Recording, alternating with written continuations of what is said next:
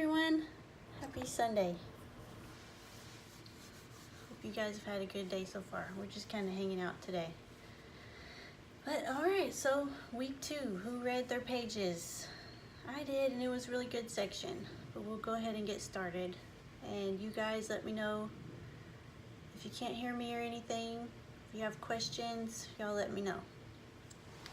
Alright, so this second part of the first chapter was all about pretty much physical health and taking care of our children's bodies and brains.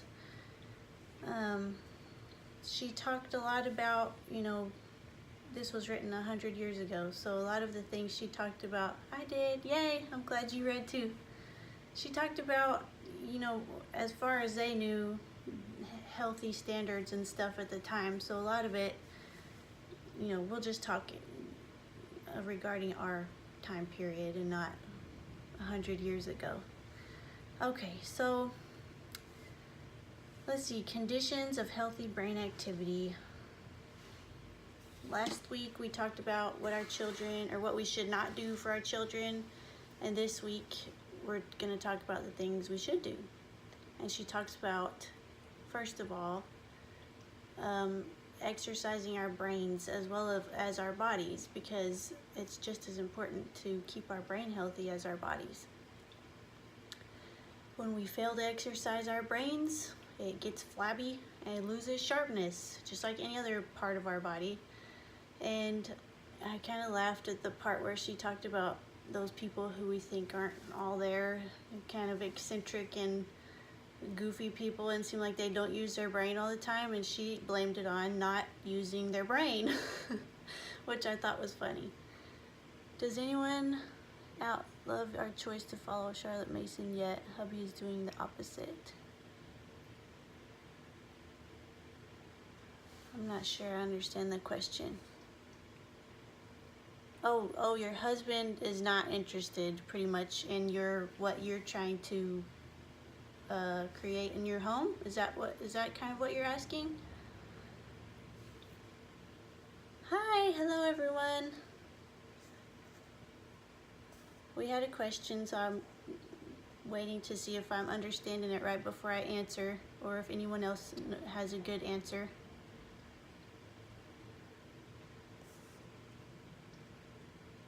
Yeah, hubby is doing the opposite. I'll wait and see what she says before I answer, because I don't want to answer the wrong question. Husband says he is on board, but then randomly does things contrary. I would say that, that's kind of how it is in our house too. I have these high ideals and standards, and my husband doesn't always, he likes the ideas that I bring to him, but he doesn't always do things the way that I think he should do them. I think he should do them, but that's just kind of the way things are, I guess, and we do the best we can. Does anybody else have an answer to that? I think as women, we kind of, we're just so different from men, and we have our big, expectations and how we want our home to look, but then we're married, so, we have to make room for husband too. That's so true, yeah. Is that the same person answering? Yes, okay. I don't know if I answered your question well. If anyone else has a good answer to that, y'all please chime in and let us know.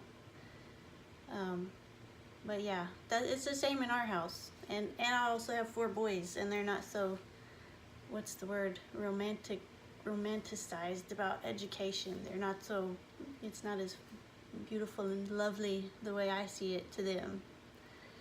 It's a learning process for everyone, right? Yeah, that's true. It is, and it is a process. It's a, it's a marathon, not a sprint. So we're all kind of learning.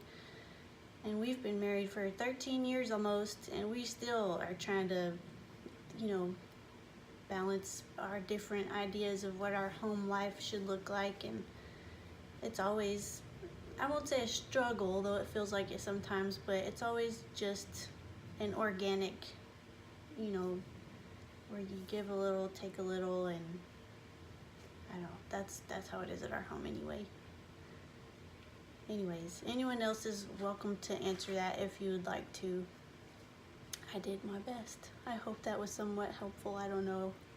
Okay, anyways, so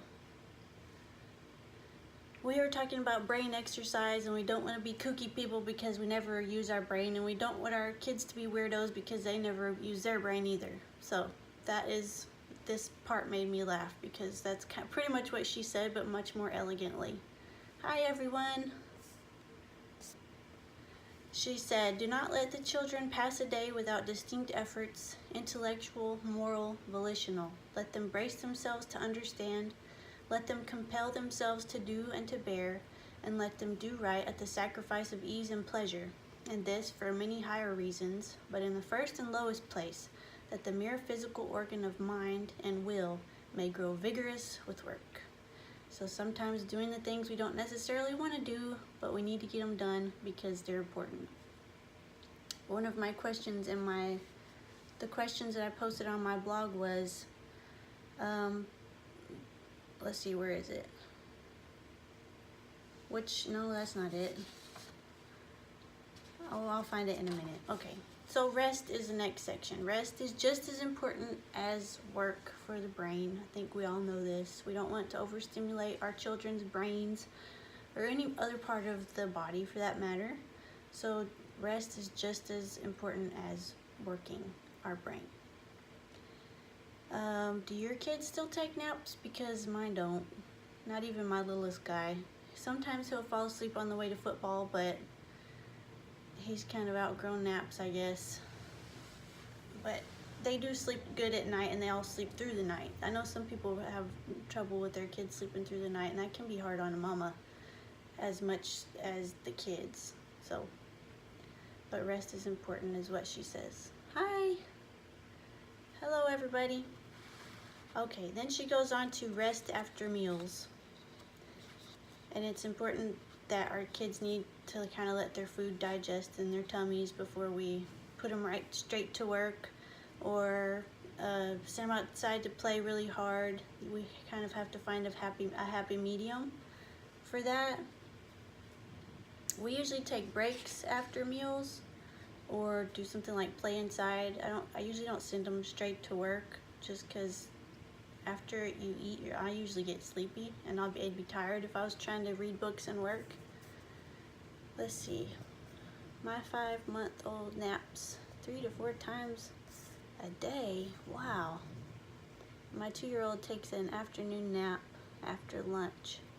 That's good. That's awesome. My 5-year-old is done with naps. Yeah, same here. But my 3-year-old naps kind of every other day, and baby naps every day. So some people are still having good naps. That's good. I thought the resting after meals was interesting to me because I like to go walk after I eat a big meal. I think that is a moderate physical activity. I think walking is good because, hey Erica, I think walking is fine after a meal. I feel like that's not like vigorous. I don't know. I'm not a medical professional, but that's what she said, and that was her recommendation, not to like send them out to get all rough and tumbly outside or to put them straight to book work. They need to kind of find a moderate activity, which I wrote down, maybe handicrafts or music or educational videos or a nap. If your kids will nap, that sounds good to me. I'd like to take a nap after every meal. Let's see. Just tried to swaddle my 20-month-old. Huh? It doesn't look like he's going down. I've tried to swaddle a big baby before, and yeah, it doesn't work.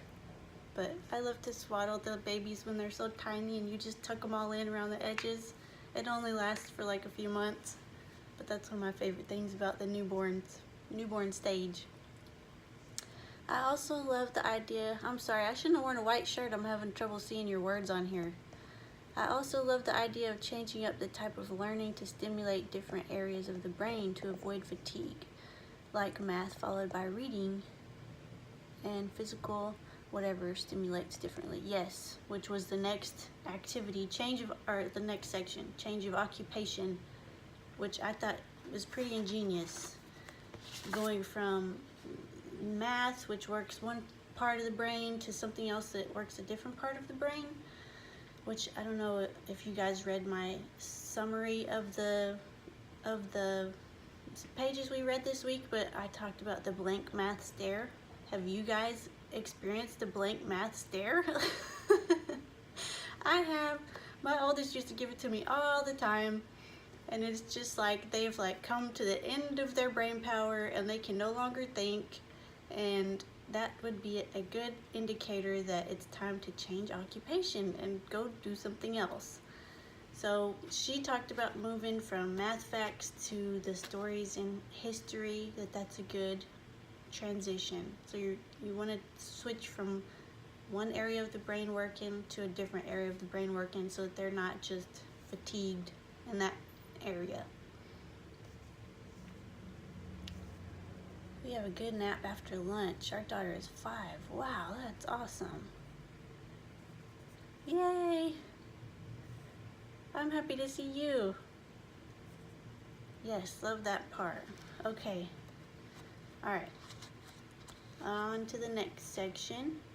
She talked about nourishment, which I think we've learned a lot in the past 100 years about what's best for our bodies. Although I will say there's a lot of different information out there regarding what's best for your bodies, and some people have different food sensitivities than others, and you know, there's lots of allergies, and so that is definitely a do the best thing for your family kind of thing, because every kid is different, every family is different, and we can't just say you should be eating this. But I would just say we start with whole foods that are natural foods and not a lot of processed stuff, not a bunch of junk, and then you know, we each go from there with what works for our families.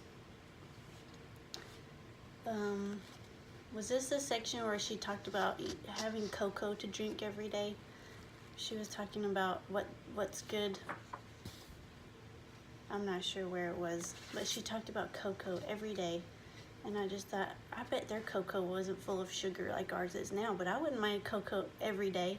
Oh yeah, it's the next section. Concerning meals, our children must be well fed, which we just talked about. Whole food should be the foundation of your diet. And Charlotte Mason recommends cocoa every day as the best drink for children. Promoting habits of eating well will set our children up for a lifetime of success in this department, or we hope it will anyway. There's so many temptations out there with fast food, but we try to at least create good habits to where they want the good food and the real food over the snacky stuff most of the time. Okay, talk at meals. This topic is an important one. No pains should be spared to make the hours of meeting around the family table the brightest hours of the day. And I thought this was pretty impressive that she discussed this 100 years ago when children were supposed to be seen and not heard, you know, but she was encouraging parents to talk to their kids at the table. And I have a book recommendation again this week. This is my only one this week, but it's Sally Clarkson again, The Life-Giving Table. I don't think I made my way all the way through. Well, yes, I did. I have dog ears on almost every page. So I guess I did read it all the way through. But this one is a good one about gathering your family around the table and having fellowship around the table as a family. Do you guys have any like traditions that you do around the table for every meal to make it more warm and cozy and friendly for your kids, so that you're like making memories? I know we sometimes will light candles, and that kind of brings the boys to the table, and they like to tell stories when the candles are lit. And the first time I ever did that, my boys just loved it. And then the next time they pulled the candles out, and my second born told me, "Mama, this can be like our romantic time." And I just thought that was the sweetest. So we pull out the candles and we have the romantic time around the table, and they love it. And it gets them to talking too. So, okay, people are talking. So let me go back. I realized last week that I missed some people's comments after I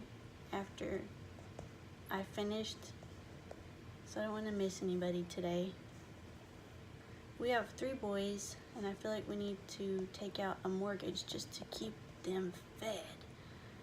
Oh my gosh, I feel your pain. My oldest is 12, almost 13, And this is like just the beginning. And already I'm like, I don't know how we're gonna do it when they're all that big or bigger. I don't know what we're gonna do. They're gonna have to get jobs or something because they eat a lot. I wonder if the cocoa was a way to get the kids drinking milk. Back then, my mom recalls avoiding milk because it was canned and horribly flavored. Oh, I bet that is true. That is okay. I didn't know that, but I bet that's why. So to get them to drink the milk, they would put the cocoa in it and then kids come and drink it. That's ingenious. I find it difficult to keep the menu varied like she suggests. How can someone change the menu every day and not have the same thing for 14 days in a row? You must have been the one that asked that. You were my only question today beforehand, but I did see your question. I was gonna discuss it with you. I would not say that we have 14 different meals every 2 weeks. We just don't. We do eat a lot of chicken in various ways. We eat a lot of ground meat in various ways, but we definitely don't do 14 different meals for 2 weeks in a row.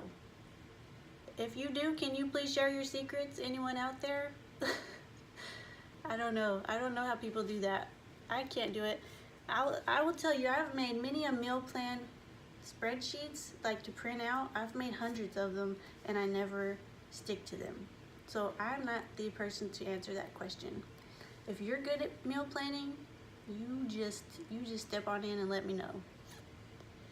That's a cute idea with the candles. Okay, let's see if anybody else spoke. Hi, Serena. Okay, so moving on from meals, unless anyone else has an ingenious way to meal plan, I say it's about variety of nutrients and hidden healthy add-ins under the radar is the way to go. That's a good idea. Now, I will say, like, we do swap out veggies. Like if we have chicken one time, the next time we have chicken, I'll try to do a different vegetable, or I don't know. There's a million ways to cook ground meat, right? Lasagna and spaghetti and tacos and taco salad, and I don't know. I love to meal plan, but that many different meals, yeah. Oh, that reminds me. There's emails, which we are subscribed to that. I'm not very good at keeping up with it, but they do meal plans for you, and they even make a big fat grocery list for you that you can, I don't remember, you pay like quarterly, I think, but they'll send you meals every week. They send them a week at a time. They have the whole meal plan, and they have the grocery list for you, so you already have your grocery list planned out and everything, and then you just follow the recipes. So that's an idea. We are subscribed to that, but I'm not good at following it because I just kind of have my few staples that I rotate in and out. I do usually stick to my meal plans because we have a very tight budget and we have to, or there won't be enough. That is true too. Although I'm not good at sticking to the meal plan. We don't go like extra grocery shopping usually between paychecks. Like once we get groceries, that's pretty much it. Unless we just are out of like butter and I need to go get butter. But for the most part, we're the same, except I'm not good at sticking to the meal plan. I make it up as I go. We fly by the seat of our pants. Okay, anyway, so moving on from the meals, I told you about the book, and then this also, I did not read this one. This goes with it, and I think this was written by her children, a couple of her children. This is the book I'm talking about, The Life-Giving Table, and then this is like the complimentary add-on Bible study edition, I guess, of it. Discussion type questions, I think. I didn't read that one. Let's see. I usually end up repeating some meals each week. Me too. I repeat chicken Alfredo a lot because everybody loves it and it's really good, so we do that. Okay, variety in meals we just talked about, and I giggled when she said, but give them variety, do not let it be everlasting tapioca. I thought that was funny. We don't eat tapioca pudding here. Do you guys eat tapioca pudding? We don't eat pudding really, but anyways. I understood what she meant. Don't repeat the same things over and over again. Okay, then she goes on to talk about the air we breathe, and if you live near or in a big city like me, it's kind of hard to get super fresh air, but you just do what you can with what you have, I think. Let's see. I haven't been looking at my questions over here. These are the day 2 readings. There is a park nearby that we try to go to at least once or twice a week to kind of get out of the house and see something different. So, I mean, that's an option. I think most cities have parks that they maintain and try to keep for the community.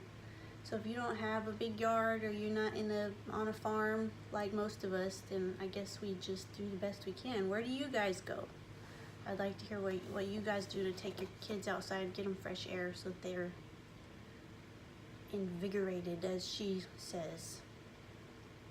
Good quality breathing air is paramount for this continual function going on in our bodies, meaning breathing. And then she talks about the children needing to go outside every day. She recommends, right here she said an hour daily, but later on she said like up to 6 hours a day. We're not outside 6 hours a day, but we do try to get outside. I usually end up repeating some meals each week. Oh, I read that one already. Okay, we have a trail and walk to the park. That's nice. That's convenient that you can just walk to the park. Ours is too far to walk, but we do try to go. Let's see, now on to day 3 readings. Hope you guys don't mind me looking at my stuff while I'm trying to talk. Okay, she talks about airing out your home. Do you guys air out your homes? I would say it is good to air out your home just because we'd probably be appalled if we know all the germs floating out around in our house all the time. But I think the quality of air in our homes now is probably a lot better than it was then because we have air conditioners. Although not everyone has an air conditioner. We do, but when we moved to Colorado in 2006, that was our very first home, and it did not have an air conditioner. And we're from Texas, and we thought that was like the weirdest thing ever, that our house built in the 70s did not have an AC. But it is real, people. There are people out there who don't have ACs in their house. So we lived without an air conditioner for the first 5 years of our marriage. We lived there for 5 years. So we lived like with our windows open, especially at night. It would get too hot sometimes in the summer during the day, but at night we'd sleep with our windows open even in the winter sometimes because we didn't have an AC and there was like, you're just in like a hot box sometimes. So, let's see, some people are talking. I love having the windows and doors open. It's crazy dusty here. Not often, but we have an air purification system. That's nice. Okay. I love having my blinds open. I'm not as good about opening my windows, but I should open them more often. It's just been so hot here. It's been like in the upper 90s every day. Probably the modern version of airing out our home would be the nice air cleaning machines. Forget what they're called. Is that what this person said up here, the air purifier? Air purification system. And I don't even know what that is, so it sounds fancy. We just moved from California to Albuquerque, New Mexico. Air quality outdoors is much better. Oh wow, I bet. That's crazy how different the air is in different places. I grew up in West Texas and it's pretty dry there most of the year. And now we live in East Texas, almost right by the coast. And the difference in air is crazy. Like it is always hot and sticky outside here. And as soon as you walk outside, if you try to curl your hair or anything, it's like as soon as you step outside. Okay, we covered indoor airings, ventilation, and night air wholesome. She recommends that you open your children's windows at night. I'm not gonna do that, but you can, because we live in 2018 and we don't open our windows at night, we close them. Maybe if you live in the country, then that wouldn't be such a big deal. And we have upstairs right now too, so we don't open the upstairs windows often. We have a rainbow. Is that what you have? I'm assuming you're talking about the air purification system. Okay, sunshine is important too. Vitamin D, we all know, is important. So yes, let the sunshine into your home and take care of their skin. Let them get some sun. We don't use sunscreen, really. Maybe we should, but we don't. But my kids have darker skin than me, and they don't sunburn often. They have before, but they don't sunburn very often. And then good hygiene, of course, is important. May not have been as widely practiced 100 years ago when she wrote this, and maybe that's why. But I think most people take showers nowadays because we have running water in our homes. Okay, and then being aware of any skin sensitivities our kids may have. Like, I have to be careful what laundry detergent we use here because several of my kids and my husband have really sensitive skin. So anyways, what else? Let me see if I had any important questions for those sections. Do you agree that your children seem better nourished when they've had a good helping of clean, fresh air? Yes. And they've got to sweat a little and gotten some sunshine. Blueberries are excellent for sunscreen. Oh, eating blueberries. I didn't know that. Well, that's good to know. My kids love blueberries. I didn't know that. That's very interesting. So everybody eat your blueberries for skin protection. Okay, so that was kind of the first portion of this week's readings. And I think the whole time I'm reading, like, okay, I know this, I know this, I know this. But I think she just wanted to start at the very, like, bare, basic, this is what we should be doing, and build up from there so that she didn't leave any rock unturned. She, like, started at the very beginning and then felt like she could move forward and get into the more, what we think is the more important things. But all of this stuff is important too. And maybe at the time, it wasn't discussed as much. I don't know, I'm assuming. But of course these habits are important habits to have. And she talks about how, let's see, as Charlotte concludes this section, she points out that she understands readers may feel like she's discussing the lowest round of the educational ladder. But she explains that these basics are important regardless of how often we consider them.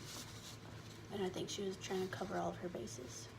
So now that she has talked about this lowest round of education, she explains that these basic principles of orderly and regular processes are to be applied to all of education. And when we can apply these simple habits daily, and get in the habit of these small things that we consider small, but they still should be healthy habits that we have, then we can see how these good habits form the foundation of a thorough and life-giving whole child education. So we're just building on these basic things, which is kind of ingenious to start here and see, like, I can do that, and this is where we start, and then we just build up from here. And she says we can't, as parents, just rely on our common sense and good intentions. We should be well informed and acquainted with the natural laws that concern child development. And so she says this is where her methodology and what her book is all about is going to come into play. Let's see. We do it yourself sunblock, but I'm still so bad about it. Yeah, I'm not good at applying it either. I don't think we even own any sunscreen. Does that make me a bad mom?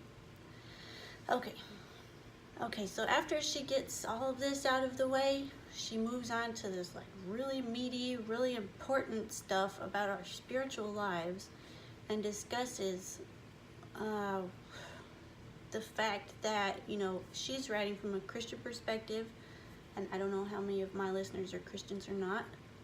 You don't have to be a Christian to listen, absolutely not. But anyways, this is just the perspective she's writing from. And she says, what a shame that many people who aren't believers can be friendlier, kinder, more loving, more forgiving than some people who are believers and claim to know Jesus. And she was pretty much like, this is awful. And of course, our children are perceptive little people, and they're going to pick up on it too. So how do we explain this to them whenever they're starting to notice these things, that the people who call themselves Christians maybe aren't so nice as the people who aren't? How do we explain that to them? How do we explain that to adults? I mean, I think even a bunch of adults struggle with this. Like, why?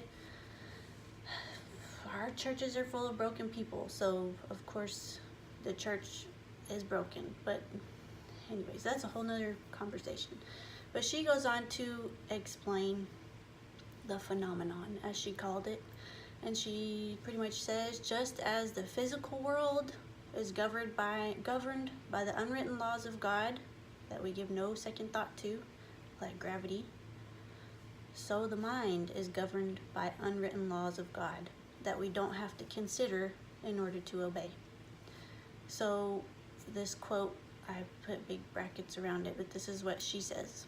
All safety, progress, and success in life come of obedience to law, to the laws of mental, moral, or physical science, or of that spiritual science which the Bible unfolds.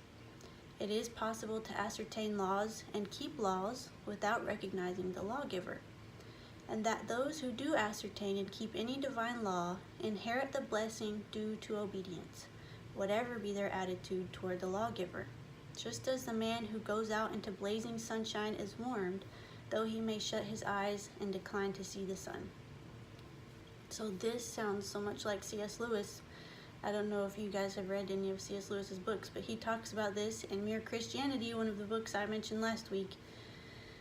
And I mean, he says it almost verbatim. He says that we are born with these unwritten laws in our heart, and like, why does every culture across the planet see something like cowardice as a bad thing?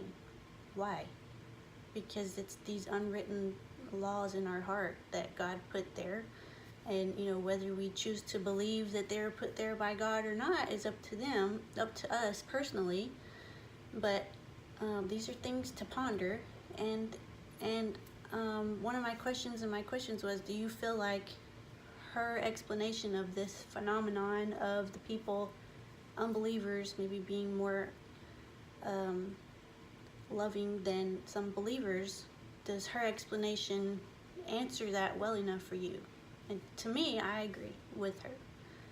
You don't have to be a believer to see and appreciate and be under the rule of God's natural laws. I totally requested Mere Christianity from the library after the discussion last week, and I'm secular but love studying religion. Oh, well, good. It is like the most, I love that book, so I'm so glad you got it, because it will make you think. It made me like, I had to read it really slowly, kind of like this one, because he's just like, he's a genius, and he words things so well, and I think he and Charlotte Mason may have been cut from the same cloth, but I'm glad you got it. I hope you like it. You have to tell me what you think once you read it. Okay, so I was on that section for a while. I'm not done with that section. Okay, so while these principles of the natural world may not help us to understand God in the fullest capacity, like his spiritual laws would, they're still a reflection of his character, because he created them. In neglecting the study and understanding of these things, we hinder our children in more ways than one. So, okay, this one is a serious one for me, because I mentioned last week that there was a time in my life where I was, almost agnostic, like pushing my way there and really questioning my faith, because I felt like there was this disconnect between what we were as a society, what we know and understand now scientifically about the world, and the Christian,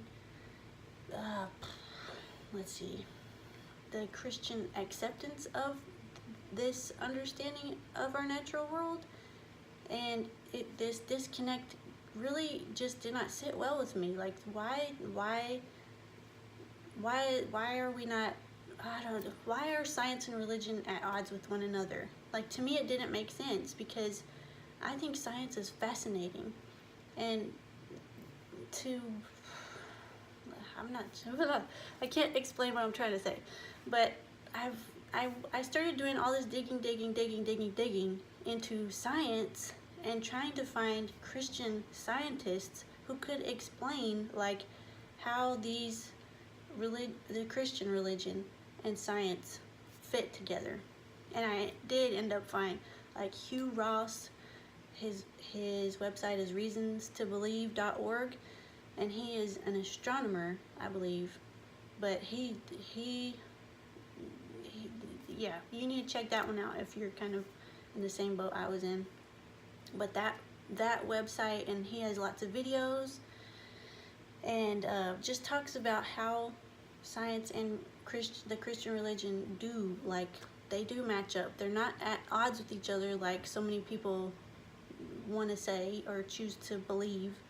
But like the evolutionary argument, like that's a argument that, you know, is still raging today, and the old Earth versus young Earth, and I don't know, I'm getting off on rabbit trails. But I saw a debate between Hugh Ross and another Christian guy that's like, he has his own ministry. I won't say his name, but they were debating, you know, I think the 7 days of creation, whether it was really 7 days or if it was really billions of years. And Hugh Ross is like old Earth believer, and believes that just because it says 7 days, you know, doesn't necessarily means it was exactly 7 days. And it's not blasphemy to theorize that evolution is real. And anyways, this debate was like, the other guy wasn't very nice, but Hugh Ross was very patient, and I appreciated that. Anyways, I'm off topic. Okay, we were talking about, yes, so teaching our kids about the natural world as well as our Christian religion. We can do both of those things. It doesn't have to be one or the other, and it's not blasphemous to learn about science. In my opinion, if you don't feel that way, that's okay. Don't yell at me. Okay, everybody chooses what's best for their family, and that is that. Okay. Oh, this is like the last page of my notes. So she says that this first chapter that we read this past week and the week before, her aim is to lay out for parents these basic principles, and then from here on out, she wants to build on those things to help parents who are reading the book implement a method of education upon these foundations. So she admits that there will be imperfections in her method because she was only human too, but she wants to offer, after her many years of education and teaching children, she put it all in these books for us, and now here we are reading them 100 years later, which I think is pretty amazing. And she says, my endeavor in this and the following volumes of the series will be to sketch out roughly a method of education which, as resting upon a basis of natural law, may look without presumption to inherit the divine blessing. Any sketch I can offer in this short compass must be very imperfect and very incomplete, but a hint here and there may be enough to put intelligent parents on profitable lines of thinking with regard to the education of their children. And that's that. That was the whole of what we read this week. Let me see if I missed any important questions.